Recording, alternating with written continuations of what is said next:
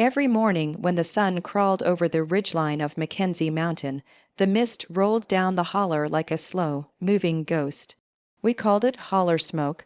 I was 76 years old, but when I sat in my rocking chair on the porch and watched that smoke, time felt like it had stopped somewhere around 1963. My name is Ruth Me McAllister. Folks just call me Granny Ruth, or behind my back and sometimes to my face, the Moonshine Queen of East Tennessee.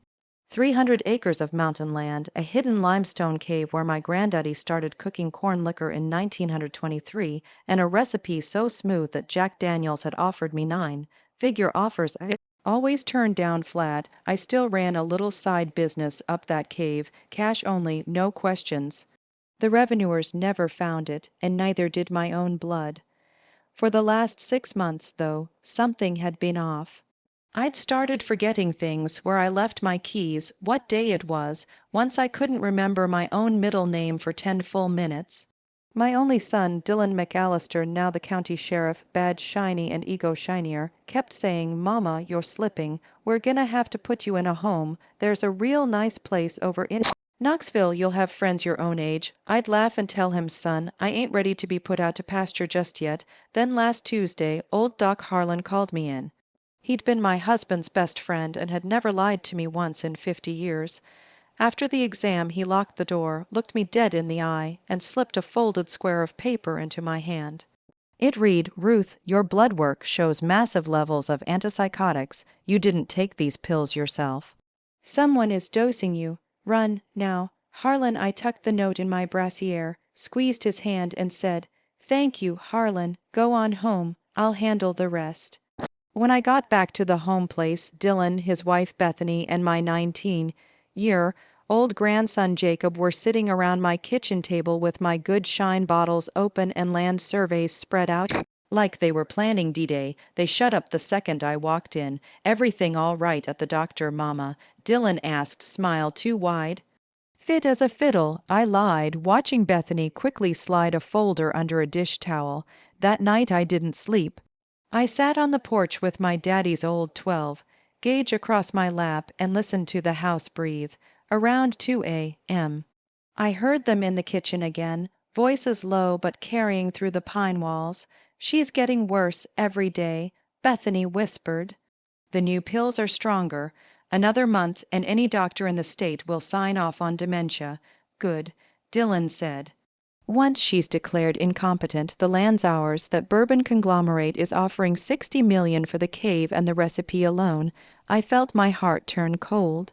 Jacob, my own flesh and blood grandson, laughed. "Hell, I already told my dealer in Nashville I'm coming into money. I need my cut yesterday, Dad. $60 million. My land, my recipe, my life's work, and they were poisoning me to steal it."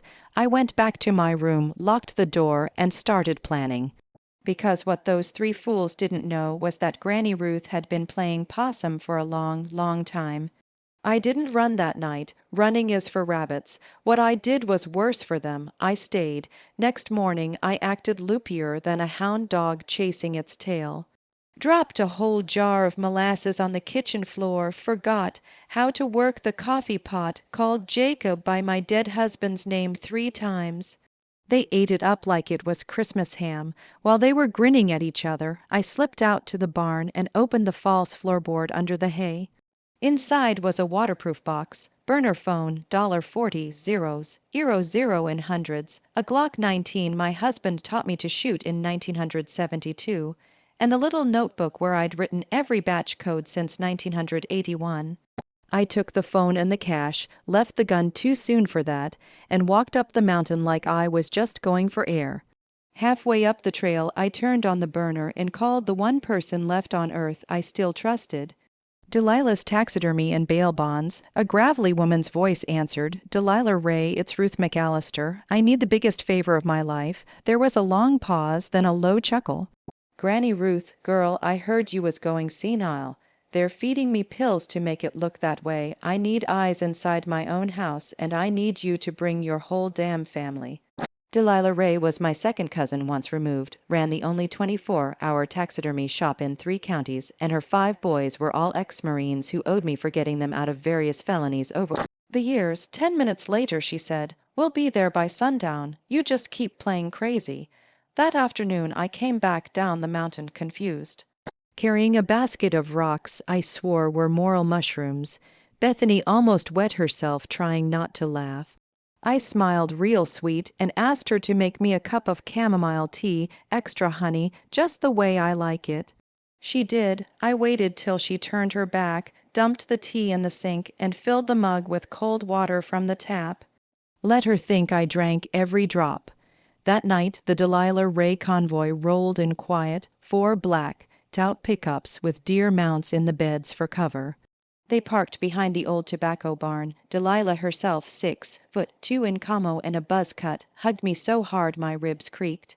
"Lord, Ruth, you still smell like corn mash and revenge." "Both are aging nicely," I said. Her boys set up trail cameras in every room of my house while I pretended to nap in the living room recliner. By midnight we had crystal, clear audio and video of Dylan on speakerphone with a man from Lexington, 65 million firm, but we need her declared incompetent in the next 30 days or offer expires. Can your doctor friend hurry it up? The man laughed. For the bonus you're paying him, he'll say she's been talking to Elvis since 78. I looked at Delilah. Record everything, then we're gonna throw the biggest damn party of the century. She grinned like a wolf. A hoedown, the biggest this holler's ever seen, and every soul in 3 counties is invited, especially the ones who hate my boy's guts. For the next 10 days I played my part perfectly. I burned biscuits. I wore my housecoat to the Piggly Wiggly. I told the preacher I saw angels in the outhouse.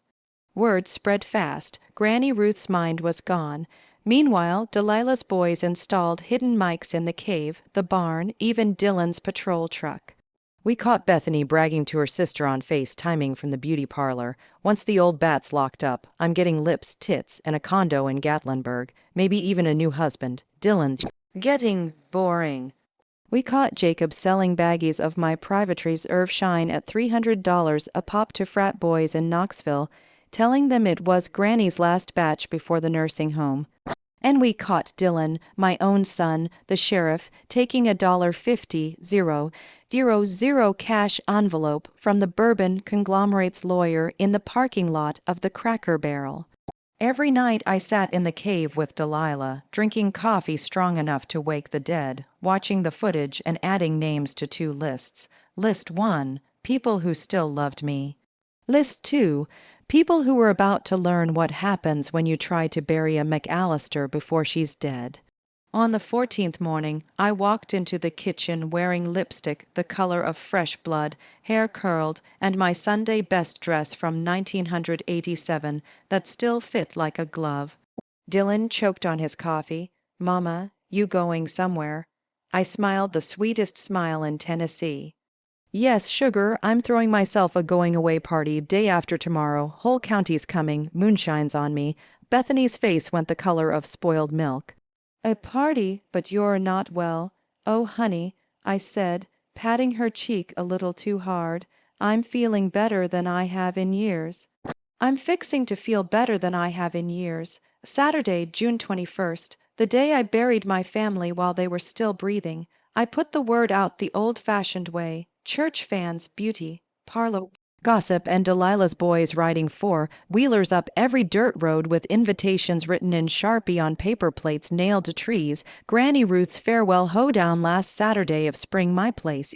4 p.m. Till the law shows up, bring a covered dish and a thirst moonshine flows free. Tell everybody by noon. The holler roads were clogged with pickups, Harleys, church vans, and 1 church bus from the Pentecostal ladies who still thought I was going straight to hell but weren't about to miss free liquor. I had the boys string Christmas lights from the barn to the house, set up 3 flatbed trailers for stages, and roll in 200 bales of hay for seating, and drag every table and sawhorse out of the sheds. Delilah's cousin DJ Ray brought his sound system that could wake folks. In Virginia, at 3:55 p.m., I stood on the porch in a brand new crimson dress I'd ordered off the internet, hair teased high, earrings big as silver dollars, and my late husband's pearl-handled 38 tucked in my garter just in case somebody got stupid. At 4:00 sharp, the first banjo note hit and 500 people roared. Dylan, Bethany, and Jacob arrived late, thinking they were coming to watch me make a fool of myself in front of the county. They parked the sheriff's Tahoe right up front like royalty. Dylan was in uniform, badge gleaming, trying to look concerned. Bethany wore white jeans and a judgmental smirk. Jacob had on sunglasses indoors like he was already famous. I met them at the steps with a mason jar in each hand. Welcome, family. Have some of Granny's goodbye punch?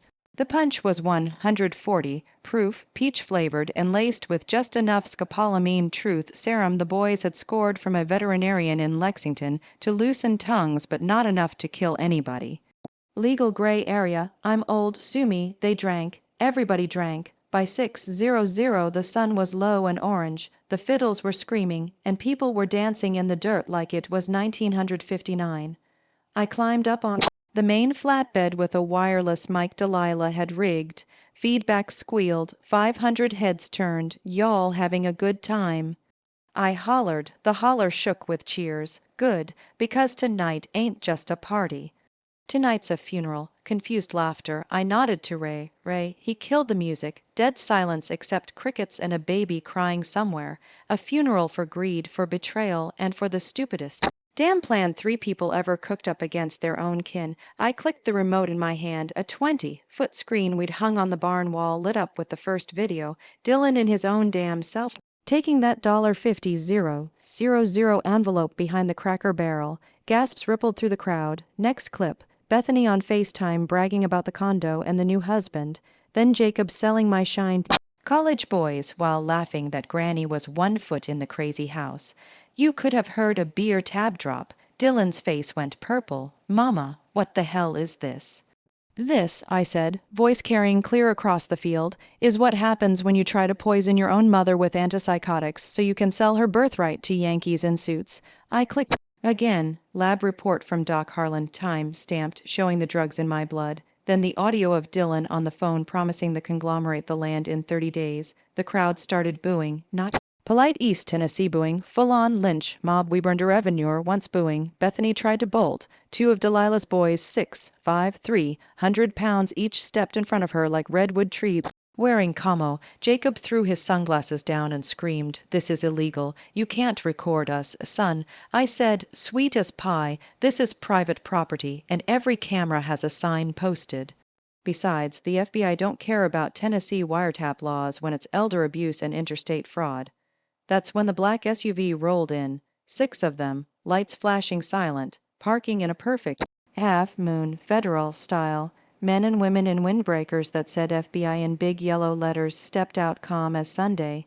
Special agent in charge, Maria Delgado, sharp Latina lady I'd been talking to for 10 days, walked straight up the steps and took the microphone from me gentle. Dylan Ray McAllister, Bethany Lynn McAllister, Jacob Dylan McAllister, you are under arrest for conspiracy to commit elder abuse, wire fraud, attempted theft of property over $50 million, and about 12 other things we'll read you at the field office. Dylan tried to pull rank. I'm the damn sheriff? Not anymore, Delgado said, nodding to a Tennessee Highway Patrol captain who was already holding Dylan's badge and service weapon. You've been suspended pending investigation. Step down, sir. The crowd parted like the Red Sea while the 3 of them were cuffed right there in the dirt between the hay bales and the banana pudding table. I leaned down to Dylan's ear while they zipped his wrists. You should have remembered, baby boy, never try to out. Crazy a woman who's been out. Crazying revenuers, preachers, and the federal government since before you were born. Then I kissed his cheek for the cameras, because I knew the news helicopters were circling, and turned back to the crowd. Now then, I shouted, who wants another round? The moonshine's still free, and the band's just getting warmed up. The holler exploded louder than the 4th of July. The party didn't stop when the SUV rolled out with my family inside. Hell, it got louder. People danced so hard the hay bales caught fire. Twice, somebody shot off fireworks they swore were left over from the bicentennial. Delilah's boys kept the jars flowing, and by midnight the only thing left of the evidence screen was a smoking projector and a barn wall that now read in 10-foot letters made of bottle rockets, Granny Ruth 1 Greed 0. I finally sat down around 3 a.m. on the same porch rocker I'd started in. My feet hurt. My ears were ringing, and I felt better than I had in 20 years. Agent Delgado came backtracked through the crowd with a styrofoam plate piled high with pulled pork and banana pudding. She handed me a sweet tea the size of a bucket. Mrs. McAllister, that was the single most beautiful takedown I've ever seen, and I worked cartel cases in Miami. Call me Ruth, Ruth. And thank you for not shooting anybody. I just repainted the barn. She laughed. Your file's thicker than War and Peace. We've been watching that bourbon conglomerate for 2 years. You just handed us the smoking gun and the whole damn armory. I sipped the tea. What happens when you try to steal from a woman who learned bookkeeping from bootleggers? She told me the charges were federal, wire fraud, mail fraud, conspiracy against rights, elder abuse across state lines, bribery of a public official Dylan, and about 6 flavors of money laundering. Minimum 20 years. Each if they lost at trial, which they would. I nodded. They'll try to flip on each other. They already are, she said. Bethany's lawyer called before we even got to Knoxville. Wants immunity for testimony. Dylan's screaming she masterminded it. Jacob's crying for his mama. It's a regular family reunion in there. I felt nothing, not joy, not sadness, just the hollow quiet that comes when you realize the people you'd have died for were ready to kill you slow for dollar figure. Delilah plopped down beside me with 2 fresh jars. You want me to have the boys accidentally fall down some stairs a few times. Tempting, I said, but let the law do its job. I got something meaner in mind. She raised an eyebrow, meaner than federal prison. I smiled slow. Watch me. The next morning every news station from Atlanta to Nashville led with drone footage of the hoedown and the arrests. My phone started blowing up. CNN, Dr. Phil, some Netflix true crime lady wanting life rights. I let it all go to voicemail. Instead, I called the president of the bourbon conglomerate, Mr. Charles Tripp, Whitworth Roman, 3, on the private cell number. Agent Delgado had slipped me, Mr. Whitworth, Ruth McAllister. You tried to buy my land and my recipe with blood money. Offers off the table, but I'm willing to sell to your biggest competitor. Starting bid $120 million, cash closing in 30 days. You tell your board I said kiss my Appalachian ass on the courthouse steps if they don't like it. He sputtered like a wet chainsaw. I hung up. 2 days later, Jack Daniels called. Not some junior VP, the actual CEO flew down on a private jet and met me in the old way, on the porch, mason jars, no lawyers in the first hour. We shook hands at $128 million plus royalties in perpetuity and it promised they'd keep the cave exactly like it is, just add safety lights and a gift shop. I signed nothing until the check cleared. It cleared in 43 minutes. Then I did 3 things, paid Delilah and her boys a flat $1 million each, cash in ammo cans because family helps family. Set up a trust that pays every kid in the holler who graduates high school a full ride to any college in Tennessee. Named it after my late husband, Earl McAllister. Bought the prettiest little farmhouse 5 miles down the road, small, modern, no memories, and put the old home place up for sale. Only to people born within 50 miles. I wasn't letting outsiders turn my ancestors' land into condos. The day after the closing, I drove back up the mountain with a bottle of my private reserve batch #1 from 1968, the year Dylan was born, and poured it straight into the dirt right where they'd cuffed him. Should have drunk it while you had the chance, baby boy. 3 weeks after the Hoedown, I was sitting in my new porch, white rocking chair, mountain view, no ghosts, when a beat-up Chevy pickup rattled up the gravel drive.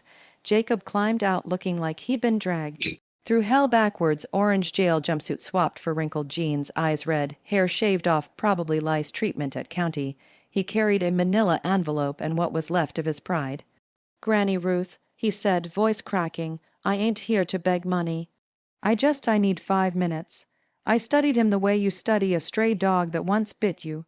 Curious, cautious, shotgun leaning against the door just in case.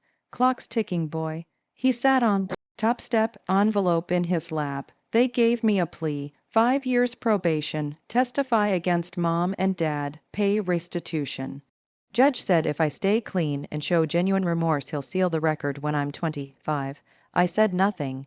He opened the envelope and slid out a single sheet of notebook paper, handwriting shaky. "This here's every dollar I ever took from you, every baggie of shine I sold, every 20 I lifted from your purse when I was borrowing the truck. Comes to $38,740. I ain't got it yet, but but I got a job offer lining Reeve Bar for a construction crew in Chattanooga, 6 days a week, sunup to sundown. I'll send you half every paycheck till it's square, even if it takes 20 years. I took the paper, the numbers were neat, dates beside every line. Last entry was the night of the Hoedown, $300. Cash he'd lifted off the dessert table. You wrote this in jail, every night, couldn't sleep anyway. I folded the paper and stuck it in my pocket. You hungry? He looked like he might cry, starving. I fixed him a plate, fried chicken, cornbread, collards I grew myself. He ate like a man who hadn't tasted real food in months. When he finished, he carried the plate to the sink without being asked. Granny, I know I don't deserve nothing, but I gotta ask. Can I earn a place to stay while I work? Barn, loft, chicken coop, whatever. I'll pay rent soon as the first check comes. I let the silence stretch until the cicadas got uncomfortable. You can have the apartment over the garage. Rent is $1 a year, and your word you stay sober. You slip once, you're gone, understood. He nodded so hard I thought his head would fall off. That night I watched him sweep that apartment top to bottom, wash windows, even polish the doorknobs. Around midnight he knocked on my back door, holding a mason jar. It ain't yours, he said quick. It's grocery store stuff, but I made sweet tea the way you taught me when I was 8. Figured you might want some before bed. I took the jar. It was perfect, strong, not too sweet, lemon floating on top. Jacob Dylan McAllister. I said, you got one chance to become a man instead of a cautionary tale. Don't waste it. He swallowed hard. I won't, ma'am. And for the first time in a long time, I believed a blood relative might be telling the truth. 6 months later, I did something most folks said I was crazy for. I went to visit Dylan and Bethany in federal prison. Dylan was at FCA Ashland in Kentucky, medium security, white collar wing. Bethany was 30 miles away at the women's camp in Alderson, West Virginia, the same place Martha Stewart did her time. I drove up on a cold February Tuesday wearing my Sunday coat and carrying 2 things, a Bible I never opened and a small cooler. Nobody searched because the guards knew who I was by then. First stop, Dylan. He shuffled into the visiting room in a khaki jumpsuit 2 sizes too big, hair gone gray at the temples overnight. Cocky sheriff swagger was gone. He looked 60 instead of 48. Hey, Mama. Hey, baby boy. We sat across the scratched plastic table. He stared at my hands like he was scared to meet my eyes. They treating you all right. Food's awful. Inmates respect the badge till they find out I'm in for stealing from my own mama. Then they don't respect much. He tried a laugh. It died quick. I deserve it. I slid the cooler across. Inside were 6 miniature mason jars of clear 100 proof shine, each labeled with a date. He stared like I'd handed him gold bars. I can't have alcohol in here, Mama. Warden's a friend of Delilah's. He looked the other way. 1 sip each jar. That's all you get till you're an old man. He unscrewed the first 1 batch from the year he graduated high school and took the tiniest sip. His eyes closed and tears ran straight down into his beard. I'm sorry, he whispered. I let money turn me into something I swore I'd never be. You let fear do it. I corrected. Fear of being ordinary. Fear of never being big enough. Money was just the excuse. He nodded, ashamed. I wrote you a letter every week. Guard said you sent 'em all back unopened. Still got 'em in a box. I said, I'll read 'em when I'm ready. Might be never. He wiped his face with his sleeve. Jacob's doing good. Works 60 hours a week, sends me half his check, hasn't touched a drop or a pill in 183 days. Wants to take welding classes at night school. Thinking about asking that Miller girl to marry him once he's got a ring saved up. Dylan smiled for the first time, small and broken. Maybe one of us turned out okay. Maybe one of you still can. I left him with the 6 jars and a warning. Next time I come, you better have something to show me besides tears. 3 hours later, I sat across from Bethany in Alderson's visiting yard. She'd lost 30 pounds and all her fake tan. Her hair was pulled back in a sad little ponytail. She didn't waste time on hello. I hate you, she hissed. You ruined my life. No, darlin'. You ruined your own with greed and a bad poker face. She leaned in. They're talking about adding 10 more years because I tried to bribe a guard. I'm never getting out. Sounds about right. Her voice cracked. Do you know what it's like in here for women who hurt old people? They make my days hell. I leaned in too, voice soft as a razor. You dosed my tea every morning for 6 months and smiled while you did it. You wanted me drooling in a diaper so you could buy designer purses. Whatever hell they give you is discount compared to what you planned for me. She started sobbing loud and ugly cries that made the guard look over. I was scared. She choked out, Dylan's gambling debts were gonna get us killed. I thought if we just got the money quick. Scared don't excuse evil, Bethany. It just explains it. I stood up. You'll never hear from me again. Not a letter, not a Christmas card, not a prayer. You're dead to me. I walked out without looking back. On the drive home, I stopped at a roadside church, sat in the empty pews, and cried for the first time since the hoedown. Not for them, for Boy Dylan used to be, riding on my hip while I stirred the mash, singing him old murder ballads till he fell asleep. Some things can't be fixed. They can only be buried proper. Spring came early. Next year, dogwoods bloomed pink and white along the ridge, and the creek ran loud with snow melt. I was 77 now, feeling 35 on most days, and richer than any McAllister had ever been. Jack Daniels had kept their word. The cave was untouched except for new lighting and a discreet tasting room. Tour buses rolled up the mountain 3 times a day, and every visitor left with a tiny bottle of Granny Ruth's Reserve that sold for $200 an ounce. My royalty checks looked like phone numbers. Then, on a Tuesday in April, a black town car I didn't recognize crawled up my driveway. Out stepped a man in a 3-piece suit, early 60s, silver hair slicked back, carrying a leather briefcase older than Jacob. Mrs. McAllister, Charles Whitworth III. We spoke on the phone once. The same bastard who'd tried to buy my land with blood money. I stayed on the porch, hand resting easy on the .38 I still in my housecoat pocket. I ain't armed, ma'am. He said, raising both hands, and I come alone. State your business before I decide whether to shoot you for trespassing. He smiled like a man used to getting shot at. I'm here to deliver something your late husband asked me to hold until the day you ever needed it most. He opened the briefcase and took out a thick envelope sealed with red wax. The seal was Earl's signet ring, the one that went missing the week he died in '09. My heart thumped hard. Whitworth handed it over. Earl came to me 16 years ago. Said if anything ever happened to him and his boy turned rotten, I was to bring this to you personally. No lawyers, no mail. Only when you were strong enough to use it. I broke the wax with shaking fingers. Inside were 3 things: a handwritten letter from Earl dated 2009, a flash drive in a plastic case, a single copper distillery coin stamped 1923, my granddaddy's first run. I opened the letter right there on the porch. Ruthie, if you're reading this, I'm gone and our boy done lost his way. The drive has every ledger I kept from 1978 on, every gallon we ever cooked, every dollar we ever hid, every politician and lawman we ever paid off. It also has the original 1923 recipe, the real one, not the watered-down version I let the world taste. That recipe is worth more than the land, more than the cave, more than every barrel of Jack Daniels ever made. But it only belongs in hands that love these mountains more than money. I'm betting those hands are still yours. Burn me proud, woman. Earl, I looked up. Whitworth was staring at the hills like he'd never seen trees before. How much did Earl pay you to hold this? Nothing. He saved my daddy's life in Korea. Said a debt like that don't come with a price tag.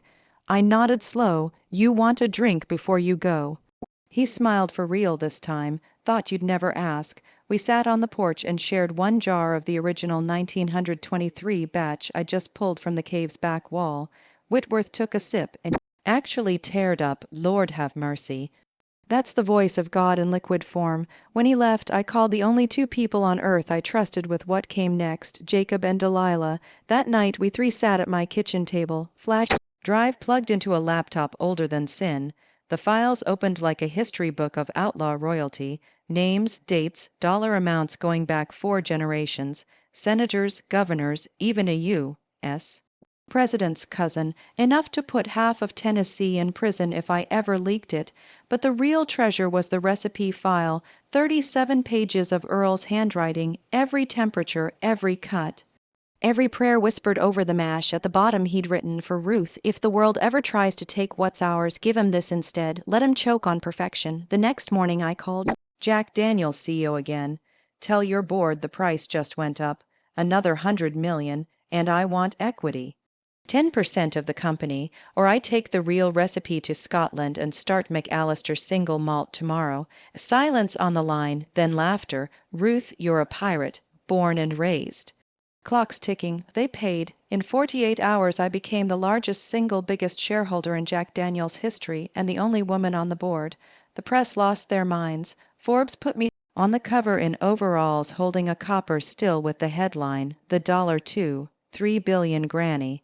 I flew to Lynchburg for the board meeting in a private jet, walked in wearing jeans and boots, and took my seat at the head of the table just to watch 12 old white men swallow their tongues. Then I did the last thing Earl's letter told me to do. I leaked the 1978-2009 ledgers anonymously to the FBI and the IRS, not for revenge, insurance, so nobody else would ever dare try what Dylan and Bethany tried. 2 weeks later, the news broke. 27 current and former politicians indicted in the Tennessee moonshine corruption scandal. Half the state legislature suddenly retired. The governor called me personally to thank me for my civic duty. I told him to kiss my Appalachian ass too.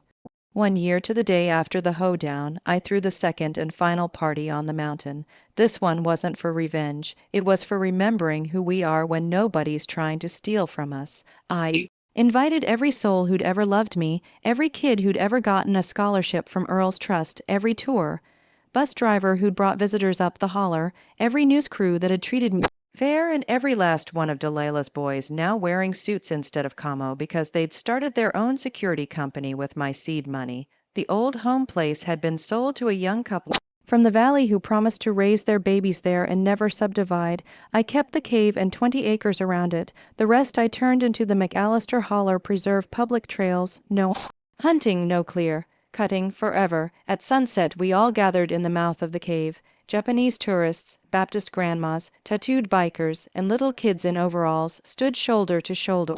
While Jacob, now 21, sober 547 days, welding certificate in his pocket, fired up the original 1923 copper still one last time. I wore the same crimson dress from the Hoedown, only now it had tiny diamonds sewn into the hem because I could. I stepped up on a cedar stump and raised a mason jar that glowed like liquid gold in the torchlight. "This here," I said, voice carrying clear to the back, "is the very last run of the original recipe Earl and I guarded with our lives. After tonight, the true 1923 formula dies with me. Jack Daniels gets the close enough version that's already making us all rich. But this belongs to the mountain." I poured a slow stream onto the limestone floor. Steam rose like incense. To every McAllister who ever dodged revenuers, paid a light bill with whiskey, or loved these hills more than money. Then I passed the jar around. 500 people each took one reverent sip. When it came back to me, it was empty. I smashed the jar against the copper still. Glass rained like stars. The fiddles started up again, softer this time. People cried, laughed, danced slow. Somebody started singing Angel Band, and by the third verse the whole cave was singing. Later, when the moon was high and most folks had wandered home, Jacob found me sitting on the same rock where Earl and I used to sit on when we were young and broke and stupid in love. "Granny," he said, voice thick, "I asked Emily Miller to marry me tonight." She said yes. I hugged him so hard his ribs creaked. Same way Delilah hugged me the night everything changed. "You gonna be a better man than your daddy was. Trying every damn day. Good. Then you get one more thing." I handed him a small wooden box. Inside was the copper 1923 distillery coin from Earl's envelope. "This ain't for money. It's for remembering.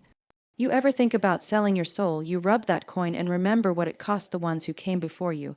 He closed his fist around it and cried without shame. At dawn I walked out of the cave alone, down the trail to my little farmhouse. The morning mist holler smoke rolled gentle around my ankles like it was saying goodbye to the old me and hello to whoever I was becoming. I sat on my new porch with coffee strong enough to raise the dead and watched the sun paint the ridges gold. 78 years old, multi-billionaire, free. Somewhere in the distance a rooster crowed, a banjo twanged, and I swear I heard Earl laughing low and satisfied. I raised my cup to the sky. "Here's to endings that turn into beginnings, to family you choose instead of the one you're born to, and to never, ever underestimating an old woman with a still and a grudge." I drank the coffee, set the cup down, and started planning my next adventure, because Granny Ruth wasn't done living. She was just getting started.